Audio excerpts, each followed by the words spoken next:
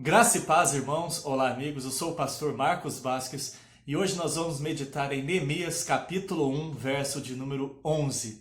Momentos de crise, de reconstrução, não são coisas fáceis na nossa vida. Mas nós vamos ver à luz de Neemias preciosos princípios da palavra de Deus na vida de Neemias, que ao lado de Esdras foi um dos grandes reconstrutores de Jerusalém, do templo, dos muros, das fortificações. E principalmente, Neemias e Esdras foram grandemente usados por Deus para promover um avivamento, um conserto, uma volta à aliança para o povo de Deus. E como esta obra de Neemias aponta para a maior obra de todas, de Cristo Jesus, o Deus homem, aquele que no único ato, em 3 dias, restaurou plenamente todas as coisas e o povo de Deus para a glória do Pai. Vamos acompanhar a leitura do texto.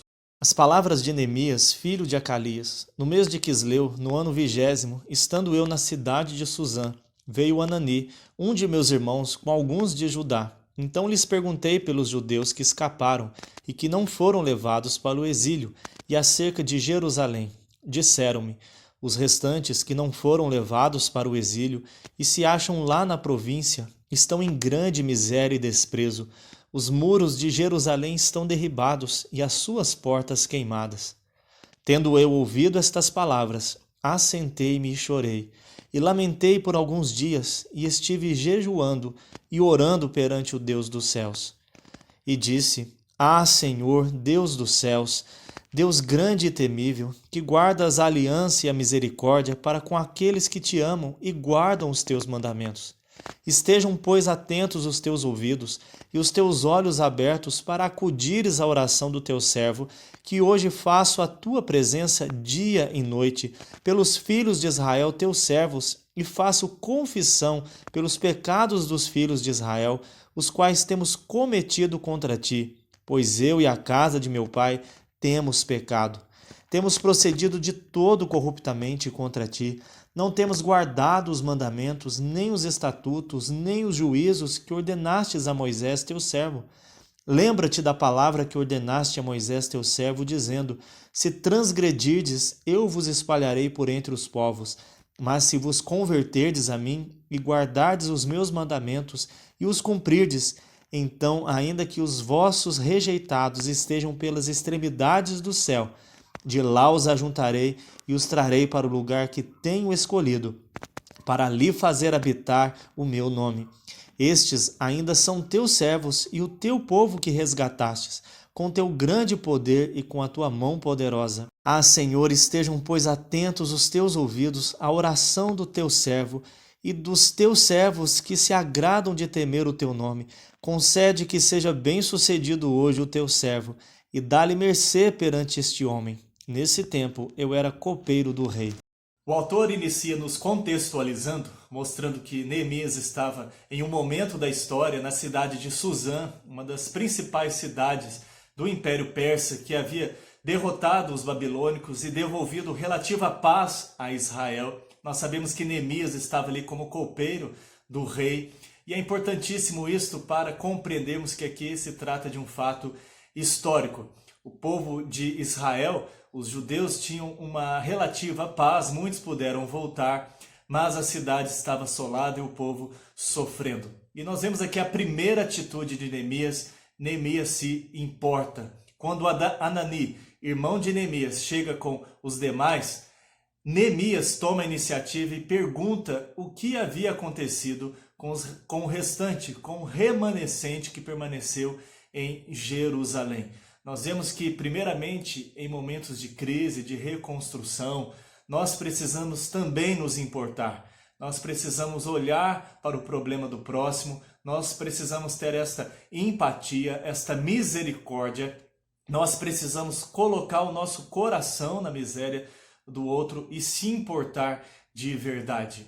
E Neemias aqui está refletindo o caráter do próprio Deus. Ninguém mais do que Deus se importou conosco, pecadores, ao ver o nosso estado de miséria. Isto começou lá no Éden, quando o homem virou as costas para Deus, impiamente o desobedeceu, quis seguir o seu próprio caminho, caiu em desgraça, em desobediência, Mas Deus vem e fala ao homem: onde estás? Deus vem com juízo, mas vem também com graça, com misericórdia e com o anúncio do Evangelho. E a Bíblia diz que Deus amou o mundo de tal maneira que enviou o seu Filho unigênito para que todo aquele que nele crê não pereça, mas tenha vida eterna. Jesus, o Deus homem, ele veio salvar e buscar o perdido. Os sãos não precisam de médico, mas aqueles que estão doentes sim. Todo homem é doente da alma, desta doença mortal que corrói o nosso coração, os nossos relacionamentos, o nosso relacionamento com Deus, que é o pecado. Mas Cristo veio com olhar de compaixão, de verdade e de misericórdia. Ali responde dizendo que tanto o povo quanto a cidade estavam numa situação extremamente difícil. O povo estava sofrendo, estavam sendo desprezados, ridicularizados. Também a cidade estava destruída, os muros derribados. Estava um verdadeiro caos. O povo que foi chamado por Deus, formado por Deus, para proclamar o nome de Deus, para andar com Deus, para serem obedientes, estavam agora sendo motivo de escárnio. E nós sabemos que o que levou o povo de Deus ao cativeiro foi a constante desobediência do povo, a quebra da aliança, a incredulidade, a busca de falsos deuses, de ídolos, e a imoralidade, a desobediência que seguiam a esta postura. E aqui Anani traz um diagnóstico tanto do povo quanto da cidade. O povo estava em total desprezo, miséria, e a cidade também estava assolada. Mas mais do que isto aponta para o pior problema de todos, que assola a nossa vida, o nosso coração, o nosso relacionamento com o próximo, é que tem feito nações se virarem contra as nações, violência, drogas, problemas familiares, a ganância do homem. Isso tudo é o pecado no coração do homem. Isso tudo só tem uma causa principal. Ainda que Satanás se aproveite das nossas fraquezas, mas é o pecado. O pecado corrompe o nosso relacionamento com o próximo, nos distancia de Deus e nos torna passíveis de uma justa condenação eterna, porque o salário do pecado é a morte. Leia Romanos 3, leia Romanos 1 e observe aí as consequências desastrosas do pecado. Em segundo lugar, Neemias nos ensina outro princípio maravilhoso. Neemias se identifica com aquele povo. Neemias demonstra compaixão, verdadeira empatia. O texto diz que Neemias passou a chorar, a lamentar profundamente, a jejuar e a orar. É como a Bíblia diz: chorai com os que choram, que nós devemos nos colocar no lugar do outro. Isto é compaixão, é colocar o coração na miséria. E se nós olharmos a partir da sua oração, no texto que segue, nós vamos ver pela data que se inicia logo em seguida, que passou muito tempo em que Neemias esteve orando até ter uma oportunidade de falar com o rei. Neemias passou vários dias orando, chorando, se derramando pelo povo, sentindo no seu coração e na sua pele o sofrimento do povo. E Neemias aqui, pessoal, ele é uma sombra daquele que verdadeiramente se compadeceu de nós. Aquele que ao ver o túmulo de Lázaro chorou. Aquele que chorou pelos seus amigos. Aquele que se compadeceu tanto de nós, que veio a este mundo, se tornou como um de nós. Observe lá em Hebreus capítulo 2, verso 16 em diante. Lá diz que Cristo socorre a descendência de Abraão, e convinha que em tudo ele se tornasse semelhantemente a nós, com exceção do pecado, para que ele pudesse nos socorrer. O Deus Filho se fez homem por amor de nós. E a gente lendo os evangelhos, nós percebemos como ele honrava o Pai, como ele vivia a verdade, proclamava a verdade. Ele mesmo disse: eu sou o caminho, a verdade e a vida. Como ele era firme contra a hipocrisia, contra as mentiras, mas como o seu olhar era doce, cheio de compaixão, cheio de misericórdia. E ele mesmo é esta misericórdia encarnada e que foi a cruz. Nós temos em Cristo Jesus alguém que se identifica verdadeiramente conosco, que se compadeceu de nós.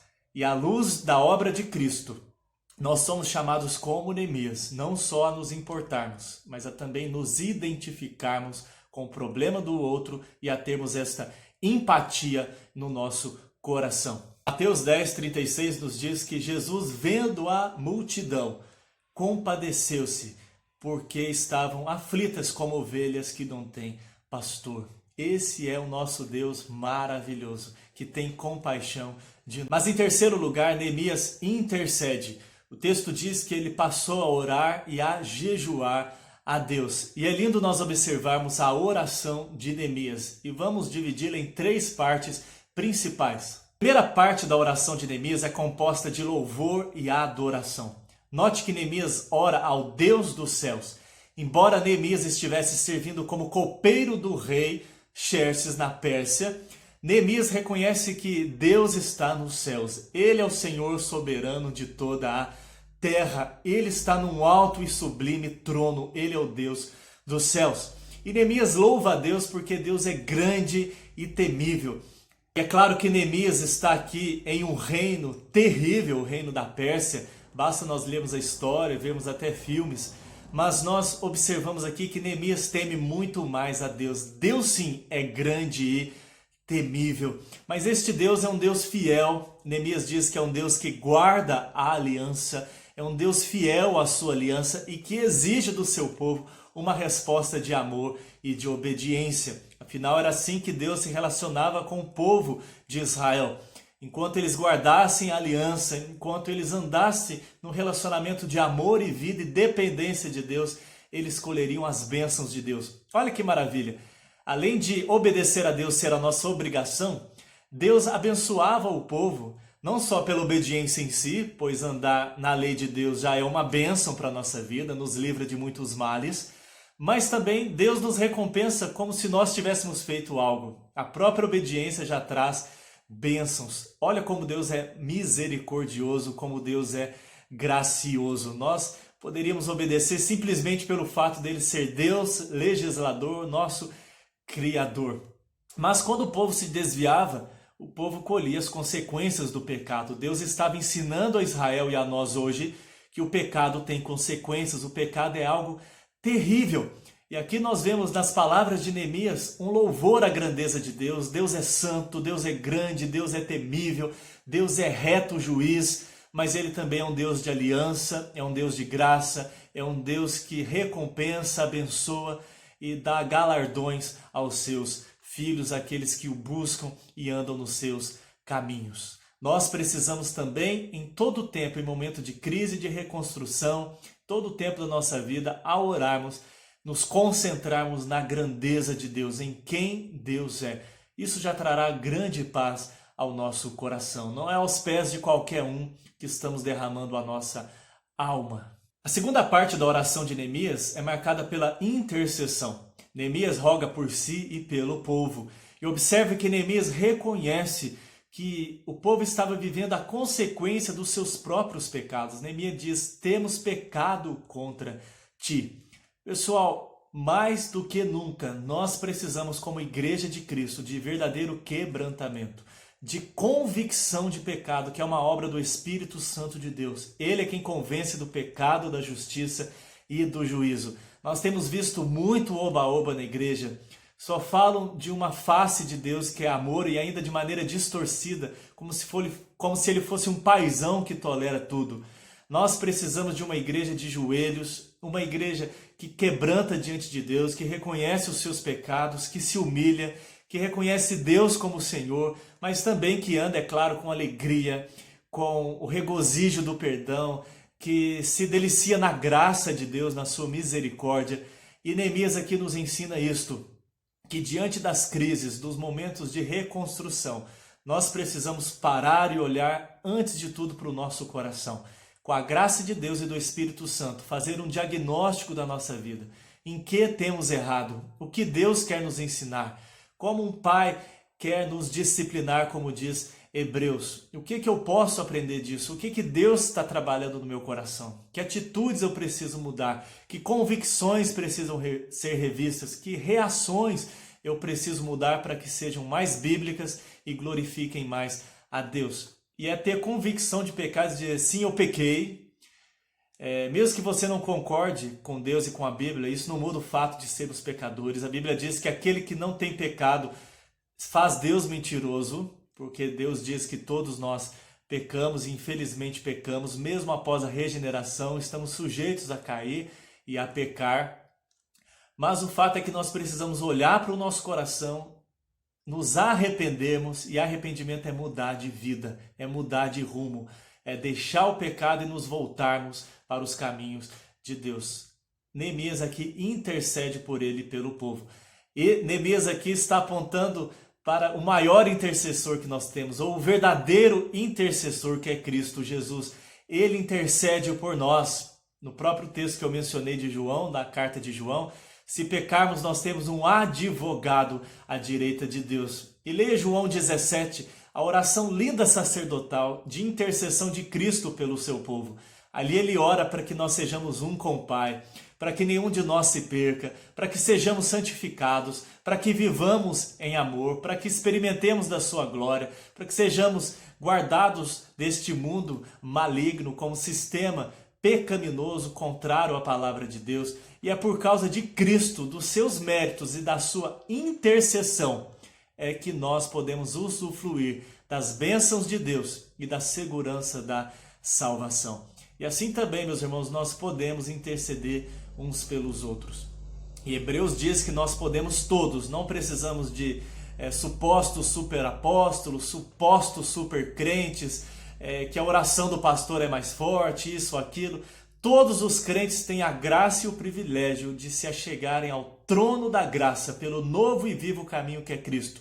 Afinal, só há um caminho, só um sumo sacerdote, e o nome dele é Jesus Cristo.